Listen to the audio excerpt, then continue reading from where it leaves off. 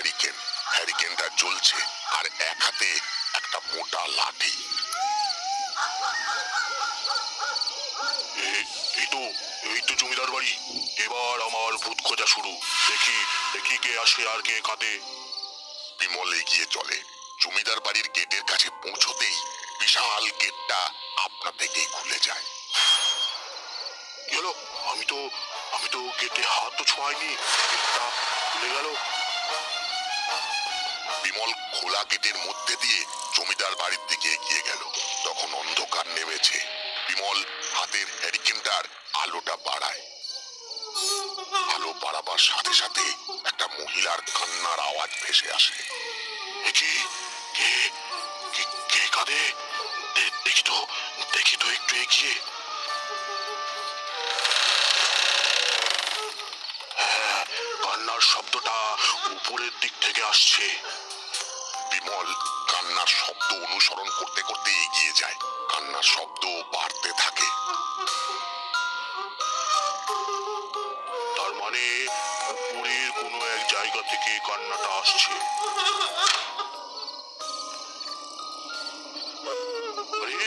আরে কে? কে দাঁড়িয়ে? এগুলোই তো পড়ে যাবে। এই যে শুনছেন, এদিকে সরে আসুন, পড়ে যাবেন। হ্যারিকেনের অল্প আলোয় দেখা যায় একটা মেয়ে দাঁড়িয়ে আছে।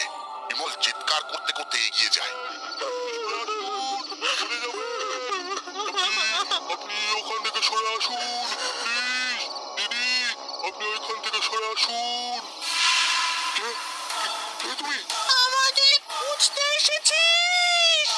আয় আয় আয়, আমাদের খুঁজতে এসেছিস?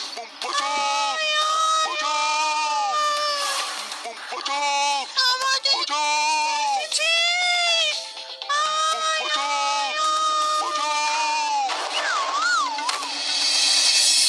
আমাদের খুঁজছিস? আমরা আছি। আমরা ইচ্ছা হলে আমরা দেখা দেব, যেমন আজ তোকে দেখা দিলাম। তারপর বিমলের কিছু মনে ছিল না। কতক্ষণ পড়েছিল কে জানে। তারপর একজন মানুষ তাকে গেটের ধারে ওইভাবে পড়ে থাকতে দেখে ওকে উদ্ধার করে। ওরে বাবা, কি ভয়ঙ্কর ব্যাপার ব্যাপার। ওরে বাবা।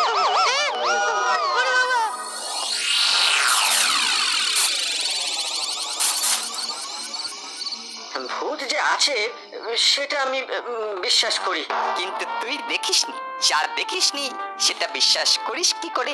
আচ্ছা রেঞ্জ, এই ধর এই এখন যদি তোর সামনে একটা ভূত এসে দাঁড়ায়, তুই কি করবি? সামনে যেটা দাঁড়িয়ে আছে সেটা যে ভূত, সেটাকে প্রমাণ করব, তারপরে তো অন্য কথা। বুঝলাম রেঞ্জিদা, তোমার না হেব্বি সাহস। চল চল, এই রাস্তা দিয়ে শর্টকাট মারি।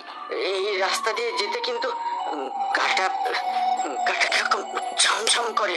আরে এই সব হচ্ছে মনের ভুল।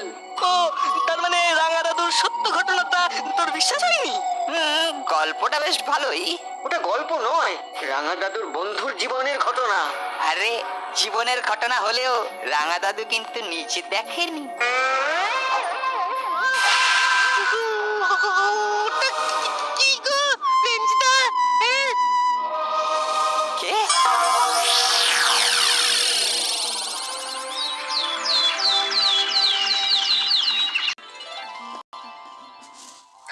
তাল গাছের মতো লম্বা, কত লম্বা। না, কতটা ঠিক নয়, তবে লম্বা, বেশ লম্বা। আপনি দেখেছেন? দেখেছি মানে খুব কাছ থেকে দেখেছি। দেখতে কেমন? মুখ দেখতে পাইনি, পেছন থেকে দেখেছি। হুডি পড়েছিল। উনিও তাই বললো। ও রাস্তার কথা মনে আসছে, গায়ে কাঁটা দিচ্ছে। ডিটেলে বলুন শুনি। কাল রাতে খুব ঘুমোচ্ছিল, গরমে ঘুম আসছিল না, তাই ঘাড়ে মুখে জল দিয়ে জানলার কাছে গেলাম।